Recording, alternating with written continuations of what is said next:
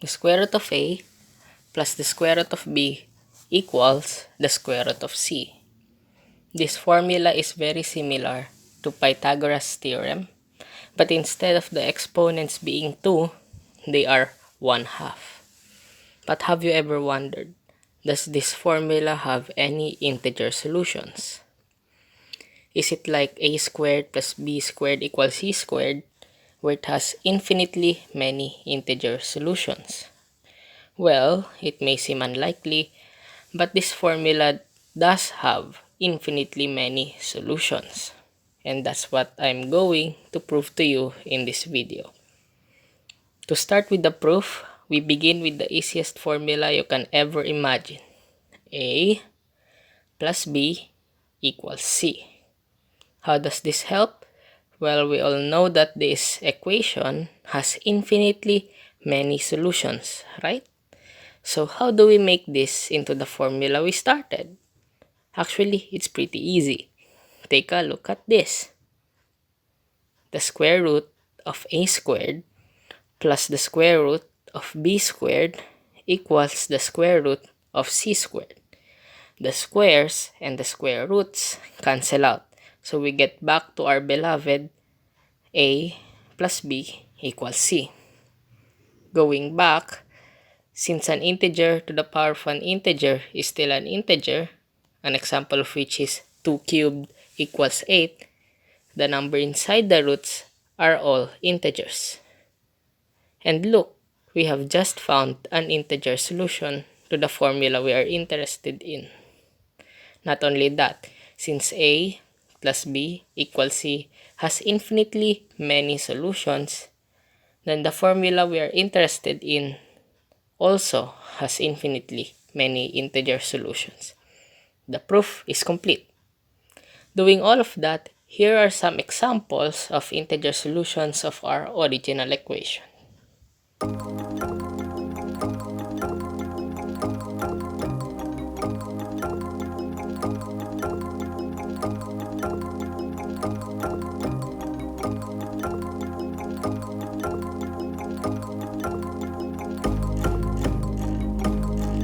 Why stop there?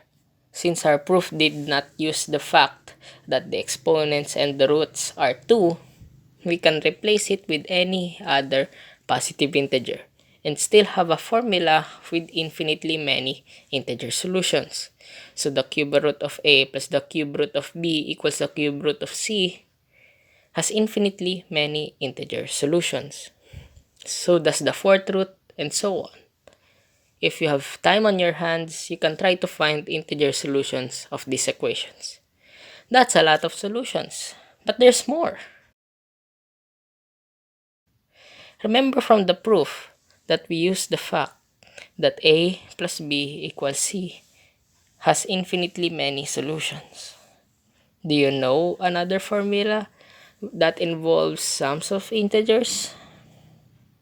Well, of course you do. It's Pythagoras again. By using the fact that a squared plus b squared equals c squared has infinitely many solutions, we can prove that a to the power of 2 over n plus b to the power of 2 over n equals c to the power of 2 over n has infinitely many solutions for any integer n greater than 0. If you are wondering why a squared plus b squared equals c squared has infinitely many integer solutions, a YouTuber named Black Pen Red Pen has a video about it. The link is in the description. Alright, here's an animation of the proof. Enjoy.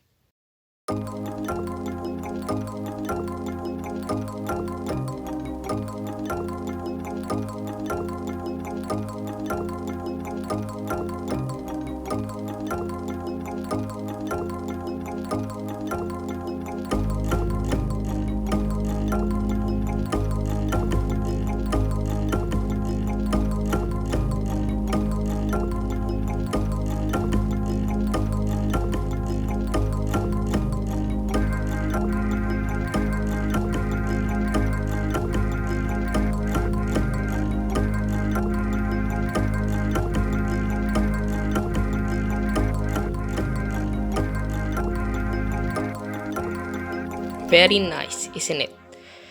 Now, before you go, I just want to tell you that it is interesting to see that this formula here, according to Fermat's last theorem, has no integer solutions for integer n greater than 2.